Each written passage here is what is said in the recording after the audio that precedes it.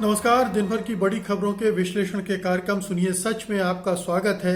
मैं हूं मुकेश कुमार। तो दोस्तों, शुरू करते हैं आज का सुनिए सच।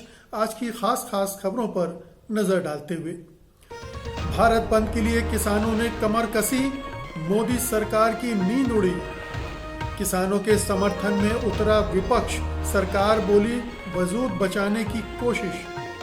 उत्तर प्रदेश में गुंडा राज, लव जिहाद के नाम पर लफंगों को खुली छूट। सेंट्रल विस्ता पर सुप्रीम कोर्ट ने सरकार को फटकारा, कहा काम रोको। सुप्रीम कोर्ट का बदला रुख, देवगन और अर्नब को नहीं मिली राहत।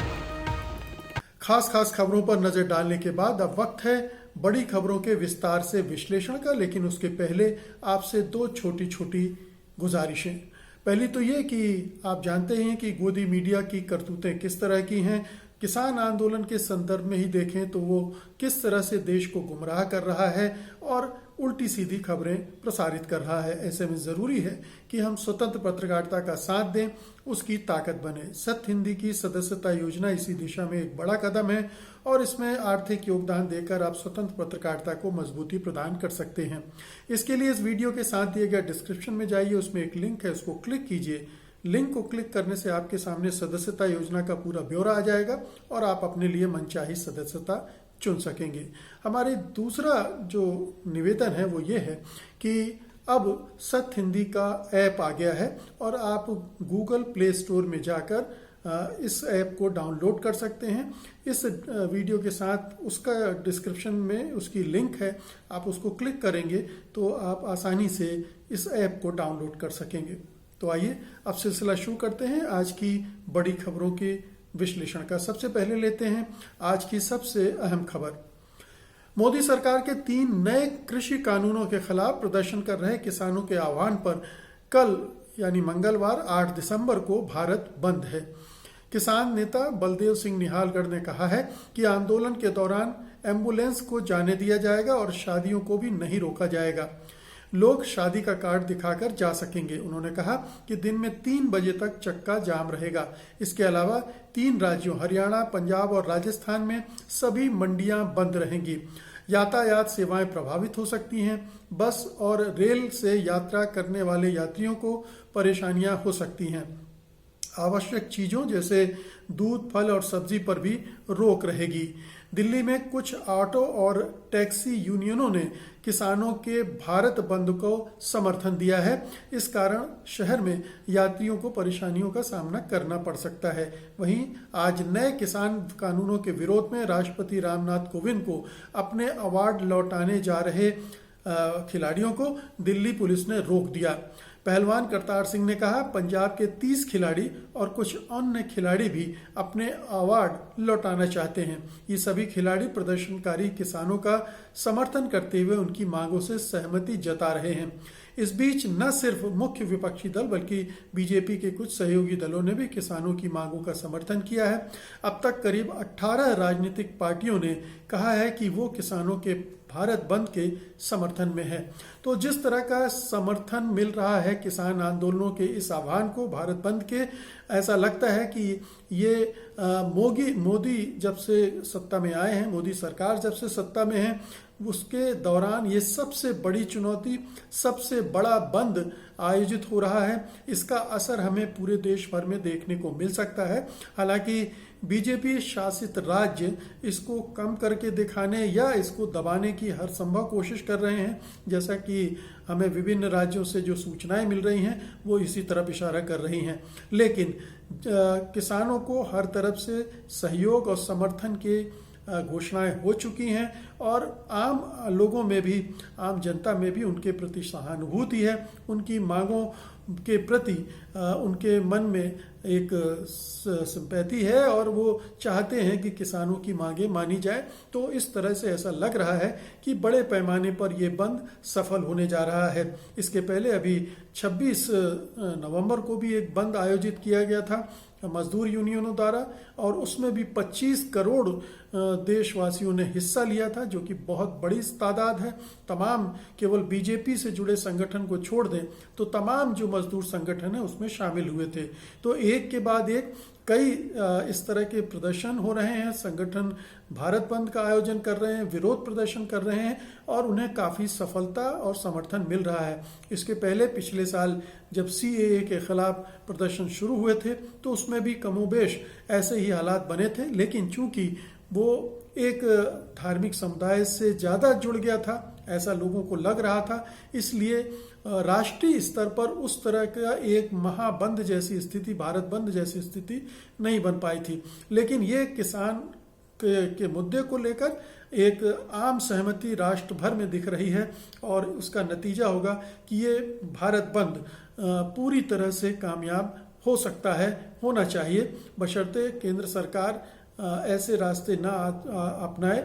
और मीडिया, गोदी मीडिया तो खैर इस मोर्चे पर लगाया ही गया है कि वो किसी भी तरह से इस भारत बंद को नाकाम दिखाए और वो यही दिखाने की कोशिश भी करेगा। लेकिन एक पूरा माहौल भारत बंद का देश भर में बन चुका है। अगली खबर लेते हैं।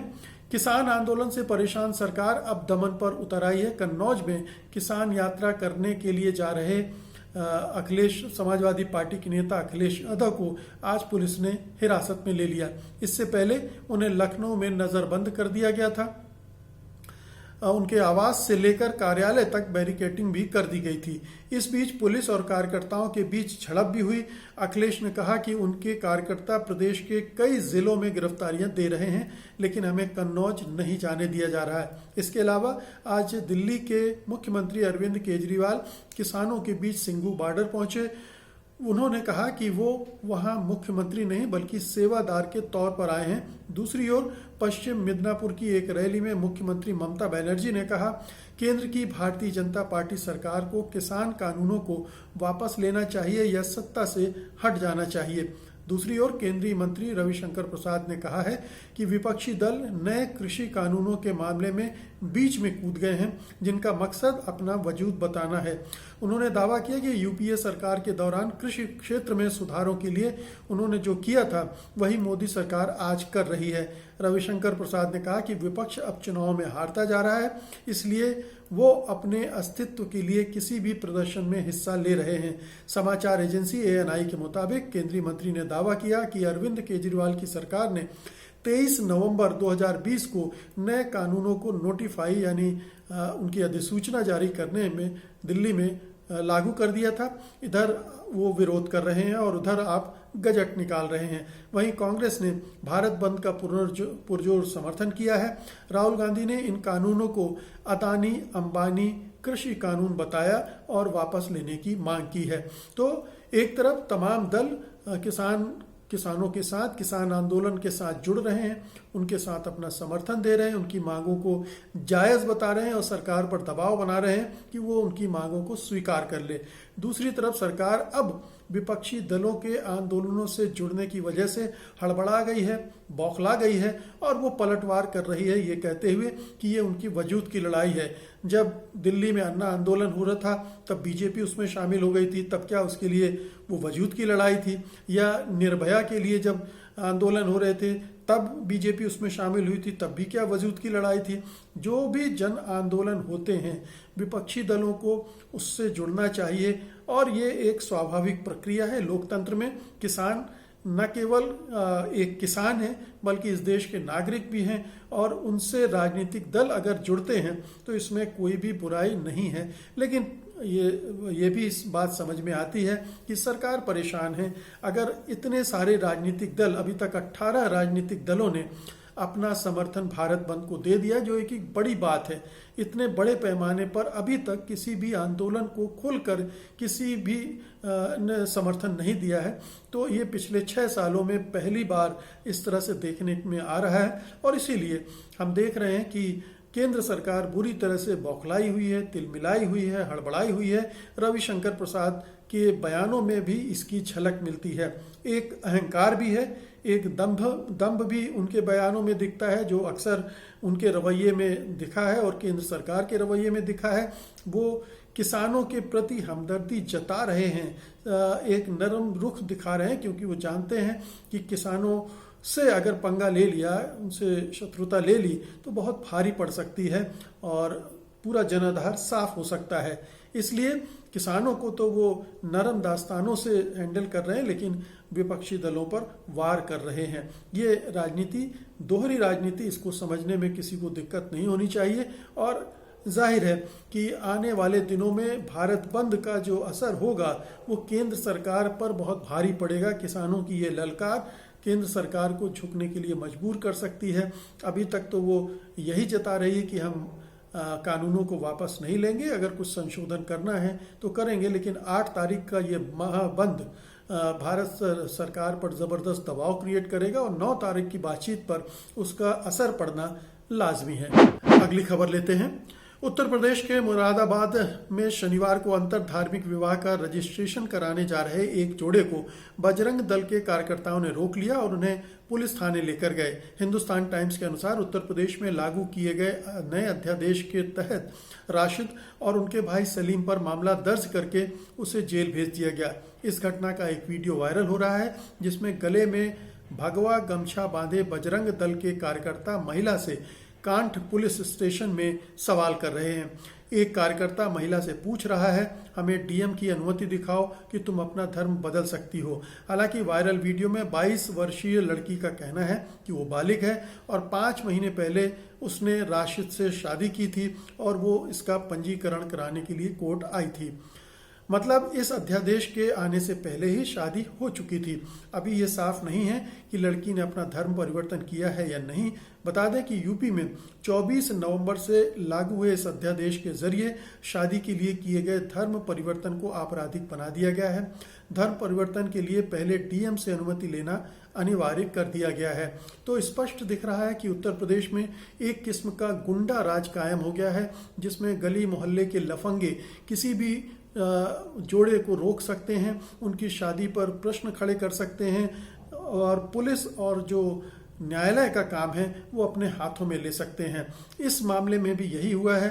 वो लड़के जबकि ये शादी 5 महीने पहले हो चुकी है, कानून अभी बना है और उस शादी को रजिस्ट्री कराने के लिए जा रहे थे, उन्हें रोका गया, परेशान किया गया, उनको थाने ले जाया गया और थाने में पुलिस नहीं, ये लफंगे उनसे पूछताछ कर रहे थे।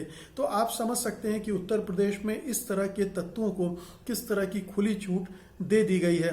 ये कमोबेश उसी तरह का माहौल है जैसे गोरक्षा के मामले में जो समूह बन गए थे और जहां तहां मॉब लिंचिंग करने लगे थे, उसी तरह से ये लव जिहाद के नाम पर इस तरह के समूह, बजरंग दल और इस तरह के संगठन जो कि संघ परिवार के कहना चाहिए कि गुंडा एलिमेंट जैसे संगठन उसमें लोग हैं, इस तरह की हरकतें करते हैं, कानून अपने हाथ में लेते हैं, अपने हाथ से दंडित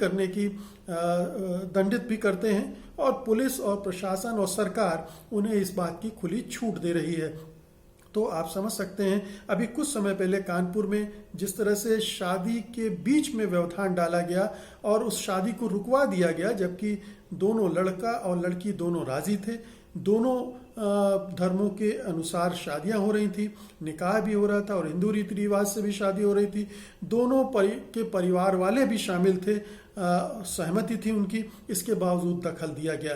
तो किसी भी शादी को इस तरह के लफंगे या पुलिस या प्रशासन प्रश्नांकित करके किसी भी तरह से रुकवाने की हद पर चली गई है। अब ये आमतौर पर अभी एक और मसला हुआ था जिसमें सामने निकल कर आया था कि उनके परिवार वाले भी राजी थे और उन्हें कोई आपत्ति नहीं थी और 2 साल से शादी चल रही थी। उस पर भी पुलिस ने पुराने मामले खोद कर इस पर कार्रवाई करना शुरू किया है। तो आप समझ सकते हैं कि उत्तर प्रदेश में किस तरह का भय और आतंक का माहौल खास तौर से अल्पसंख्यकों को टारगेट करके बनाया जा रहा है और उसका मकसद भी क्या है, एक राजनीतिक मकसद है। इसका हिंदू धर्म को बचाने से, हिंदू संस्कृति को बचाने से कुछ भी लेना देना नहीं। ये तो विशुद्ध रूप से एक तानाशाही निरंकुश व्यवस्था का संकेत देता है जो उत्तर प्रदेश में योगी आदित्यनाथ के राज में पिछले 3-3.5 सालों में उभर कर आई है। बहुत ही चिंता है। चिंता की बात इसलिए भी है कि जो न्याय व्यवस्था है वो इसे देख रही है और अपनी तरफ से इसका संज्ञान लेते हुए कोई कार्रवाई, कोई निर्देश नहीं दे रही है। सरकार को खुली छूट मिली हुई है, सरकार से जुड़े संगठनों को खुली छूट मिली हुई है, वह मनमानी करने पर उतारू हैं और न कोई भी ऐसी लोकतांत्रिक संस्था, चाहे वो न्यायालय हो चाहे कोई दूसरे हो, वो इनको रोकने के लिए आगे नहीं आ रहा और तमाम विपक्षी दल भी एकदम से चुप्पी साधे हुए हैं। इस तरह के मामलों पर कोई रिएक्ट नहीं कर रहे हैं, बोल नहीं रहे हैं, इनके खिलाफ, इनके ऐसे जोड़ों के साथ खड़े नहीं हो रहे हैं। ये बहुत बड़ी चिंता का विषय है। सिर्फ इसलिए डरते हैं कि हिंदू वोट नाराज ना होता है, हिंदू मतदाता नाराज ना हो जाए कि ये तो हिंदुत्व के सो कॉल्ड रक्षक हैं और ये इनके पक्ष में वो नहीं खड़े हो रहे हैं, उनके पक्ष में खड़े हो रहे हैं जो अंतरधार्मिक शादियां कर रहे हैं। लेकिन ये लोकतंत्र और संविधान में जो पर्सनल लिबर्टी हमें दी गई है हर एक नागरिक को, ये उसका सरासर उल्लंघन उत्तर प्रदेश में बारंबार हो रहा है और उसे कोई भी संस्थान रोक नहीं रहा है। ये बहुत ही दुर्भाग्यपूर्ण है पूरे देश के लिए, पूरी लोकतांत्रिक व्यवस्था के लिए। अगली खबर लेते हैं। नए संसद भवन और दूसरे निर्माण वाले सेंट्रल विस्ता प्रोजेक्ट को लेकर सुप्रीम कोर्ट ने सोमवार को सख्त रुख अख्तियार किया। शीर्ष न्यायालय ने कहा कि जब तक सुप्रीम कोर्ट कोई फैसला न सुना दे तब तक कोई निर्माण या तोड़फोड़ नहीं होनी चाहिए। अदालत ने सॉलिसिटर जनरल से पूछा कि आपने प्रेस रिलीज जारी करके निर्माण की तारीख क्यों तय कर दी। सुप्रीम कोर्ट ने कहा, आगे इस पर कोई भी काम नहीं होना चाहिए। शिलान्यास से हमें कोई परेशानी नहीं है, लेकिन कोई निर्माण का काम आगे नहीं किया जाना चाहिए। बता दें कि प्रधानमंत्री नरेंद्र मोदी 10 दिसंबर को इसकी आधारशिला रखने जा रहे हैं। इस प्रोजेक्ट के तहत नया संसद भवन बनाया जा रहा है। इसके निर्माण में 971 करोड़ की लागत आएगी और इसे 2022 तक पूरा किया जाना है। इस प्रोजेक्ट के तहत मौजूदा संसद भवन के सामने नया तिकोना संसद भवन बनेगा। सांसदों के लिए लॉन्च, पुस्तकालय, संसद की अलग अलग समितियों के कमरे, पार्किंग की जगह सहित कई तरह की सुविधाएं इस भवन में उपलब्ध होंगी। मालूम हो, कांग्रेस की अंतरिम अध्यक्ष सोनिया गांधी ने इस साल अप्रैल में कहा था कि मोदी सरकार को इस प्रोजेक्ट को रद्द कर देना चाहिए और कोरोना महामारी को रोकने के लिए लगे लॉकडाउन से जो आर्थिक नुकसान हो रहा है उसकी भरपाई इस पैसे से का इस्तेमाल करके हो सकती है। बता दें कि सेंट्रल विस्ता प्रोजेक्ट के मामले में वास्तुकारों और जनता को अपनी आपत्ति दर्ज कराने के लिए केवल 48 घंटे का समय दिया गया था। इसमें भी 1292 आपत्तियां दर्ज कराई गई थी। इन आपत्तियों को केंद्र सरकार ने दरकिनार कर दिया था और इसके बाद ही वास्तुकार, योजनाकार और विशेषज्ञ सुप्रीम कोर्ट में भूमि उपयोग के बदलाव के खिलाफ केस लड़ने पहुंचे थे। सवाल यह उठता है कि आखिर सरकार को इतनी अहम योजना के लिए विशेषज्ञों की सलाह लेने की जरूरत क्यों नहीं पड़ी और उसने इससे इनकार क्यों किया। सबसे बड़ी बात तो यह है कि क्या इसकी ज़रूरत थी। इसकी ज़रूरत कतई नहीं थी। हमारे पास एक शानदार संसद भवन है, लेकिन शायद नरेंद्र मोदी प्रधानमंत्री को लगता है कि वो जाते जाते कुछ ऐसे निर्माण करवा जाएं ताकि उनको इतिहास में दर्ज किया जाए, उनका नाम याद रखा जाए उन भवनों के जरिए। और ये जो पूरा इलाका है जहां पर ये निर्माण कार्य होना है उसमें रद्दो बदल करना यहाँ के पर्यावरण के हिसाब से खराब है। इसकी जो पूरी बनावट है एक बहुत ही लंबी सोच के तहत बनाई गई थी, उसमें छेड़छाड़ करना है। तो अपनी छाप छोड़ने के लिए प्रधानमंत्री नरेंद्र मोदी उस पूरे को तहस नहस कर रहे हैं और पब्लिक मनी, जो पब्लिक हमसे आपसे पैसे लिए जाते हैं, उस टैक्स से 2 से 2,500 करोड़ रुपए केवल इसी बात पर खर्च किए जा रहे हैं और इसीलिए ये एक तरह की फिजूल खर्ची है जिसकी कोई ज़रूरत नहीं थी और इसी पर आपत्ति उठ रही है। तो पर्यावरण के हिसाब से भी और उस पूरे इलाके की जो बनावट है, संरचना है, वास्तु है, उसको भी डिस्टर्ब करने के लिहाज से, हर लिहाज से, खर्च के लिहाज से भी, जब भारत इतनी सारी आर्थिक समस्याओं से गुजर रहा है तो इतनी मोटी रकम इस तरह की चीज़ों में खर्च करना निश्चित रूप से एक तरह की अय्याशी है, विलासिता है और इसे रोका जाना चाहिए। सुप्रीम कोर्ट ने फिलहाल रोका है, लेकिन चूंकि शिलान्यास की इजाज़त भी दे दी है तो आगे चल के हो सकता है कि निर्माण कार्य की भी इजाज़त दे दे, विध्वंस की भी इजाज़त दे दे। तो ये क्रम से हो सकता है कि अगले कुछ महीनों में आपको इस तरह की खबरें मिले। इसलिए सुप्रीम कोर्ट का फटकारना उतना मायने नहीं रखता है, उतनी उसमें मुझे कम से कम गंभीरता नहीं दिखती, खासतौर से सुप्रीम कोर्ट जिस तरह के निर्णय हाल में देता रहा है उनको ध्यान में रखते हुए। आज की अंतिम खबर लेते हैं। सुप्रीम कोर्ट ने सोमवार को सूफी संत मोइनुद्दीन चिश्ती पर टिप्पणी करने के लिए पत्रकार अमीश देवगन के खिलाफ दर्ज एफआईआर को खारिज करने से इनकार कर दिया है। हालांकि अलग अलग दायर 7 एफआईआर को एक ही जगह अजमेर में स्थानांतरित कर दिया गया है। इसके साथ ही 8 जुलाई को जांच और पत्रकार के खिलाफ कठोर कार्रवाई पर रोक का आदेश जारी रहेगा। बता दें, अमीश देवगन ने 15 जून को अपने एक शो में सूफी संत मोइनुद्दीन चिश्ती को, जिन्हें ख्वाजा गरीब नवाज के नाम से जाना जाता है, एक हमलावर और लुटेरे के रूप में चित्रित किया था, प्रस्तुत किया था। वहीं दूसरी ओर रिपब्लिक टीवी और अर्णब गोस्वामी को सुप्रीम कोर्ट से राहत नहीं मिली है। सुप्रीम कोर्ट ने रिपब्लिक टीवी के खिलाफ सभी एफआईआर को रद्द करने और जांच को सीबीआई को ट्रांसफर करने की याचिका पर सुनवाई से सोमवार को इनकार कर दिया। कोर्ट ने कहा यह बहुत ही महत्वाकांक्षी याचिका है और बाद में रिपब्लिक टीवी की कंपनी ने इस याचिका को वापस भी ले लिया है। तो ये पहली बार हुआ है जब अमीश देवगन और अर्णब गोस्वामी जैसे लोगों को, जैसे एंकर को, जो कि बहुत ही उन्मादी और भड़काऊ किस्म की एंकरिंग करते हैं, जिनके पूरे कंटेंट में अल्पसंख्यकों को टारगेट करने का एक बहाना ढूंढा जाता है, लगातार उन पर हमले किए जाते हैं और एक सुनियोजित राजनीतिक प्रोपेगंडा और एजेंडा के तहत पूरे कार्यक्रम बनाए जाते हैं, उनको राहत नहीं मिल पाई। जबकि इन दोनों को पहले सुप्रीम कोर्ट ने राहत दी थी और दोनों को जो राहत दे चुका है सुप्रीम कोर्ट, उससे उनकी गिरफ्तारी संभव नहीं है। इसलिए अभी जो ये उनकी याचिकाएं ठुकराई गई हैं, उससे बहुत ज़्यादा उनको नुकसान नहीं होने जा रहा है। बल्कि अगर अमीश देवगन की सारी एफआईआर एक जगह भेज दी गई हैं और उनके खिलाफ कोई कड़ी कार्रवाई पर रोक जारी रहेगी तो उन्हें कोई फ़र्क नहीं पड़ना है, उनका काम हो गया है। अब उन्हें 7 जगह अपीयर नहीं होना पड़ेगा, एक जगह अजमेर में ही उनकी सुनवाई होगी। इसी तरह से अर्णब गोस्वामी के लिए दूसरे रेमेडीज़ के रास्ते कोर्ट ने खोल दिए हैं। कहा है कि आप दूसरी जो विकल्प है उनका इस्तेमाल कर सकते हैं। तो ये एक इशारा है रिपब्लिक टीवी और अर्णब गोस्वामी के लिए भी कि आप कुछ और कर लें। तो ये कुल मिलाकर अभी इस पर अपनी एक राय बना पाना कि सुप्रीम कोर्ट ने सचमुच में उन्हें राहत देने से इनकार कर दिया है या दूसरे तरह से राहत दे दी है, ये अभी इंटरप्रिटेशन का मामला है। तो दोस्तों, ये थी आज की प्रमुख खबरें और उनका विश्लेषण। उम्मीद है कि आप इन्हें पसंद करेंगे और इस वीडियो को लाइक करेंगे, शेयर करेंगे। अब मुझे अनुमति दीजिए, कल मैं फिर हाजिर होऊंगा कल की बड़ी खबरों के साथ, उनके विश्लेषण के लिए। तब तक के लिए नमस्कार। सत्य हिंदी का ऐप डाउनलोड करें गूगल प्ले स्टोर पर।